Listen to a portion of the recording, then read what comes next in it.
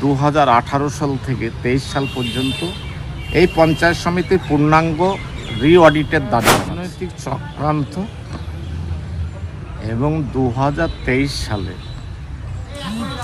পঞ্চায়েত মেম্বাররা যখন করে তখন কোনো জৈন ব্যক্তি দুবারে 15,000 টাকা করে, একবার 20,000 টাকা করে দিয়েছে। এটা সম্পূর্ণ ভিত্তিহীন।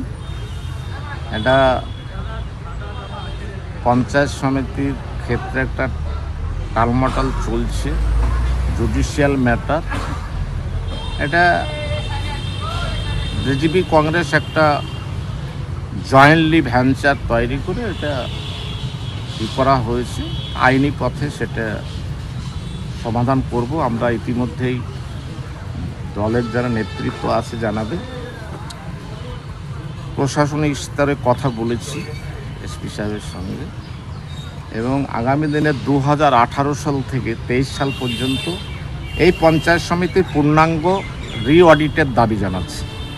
জনগণের সামনে সব কিছু হোক, উন্মুক্ত হয়ে যাক, রানীনগরের মানুষ জানুক। আমরা আশা করছি প্রশাসনকে জানাবো। রাজ্যের মাননীয় মুখ্যমন্ত্রী বলছে যে সব রি-অডিট হবে, রানীনগর 2-ও হোক। সেটা আইনি ম্যাটার, আইনি পথে যেটা হওয়ার সেটাই হবে। আমরা আস্থাশীল আইনের প্রতি। এখন ডেফিনেটলি এটা তো একটা বড় ষড়যন্ত্র। 23 সালের ঘটনা আর আজকে 27 সালের শেষের দিকে কালকে অভিযোগ করছে, আর সঙ্গে এর আগে অনেক পাবলিকের নানান রকম করাপশন হয়েছে, সেই সময় সেই অভিযোগ প্রচুর জমা পড়েছে। তারও আমরা তদন্ত দাবি জানাচ্ছি নিরপেক্ষ, এবং প্রশাসনকে আমরা এই কথা বলছি।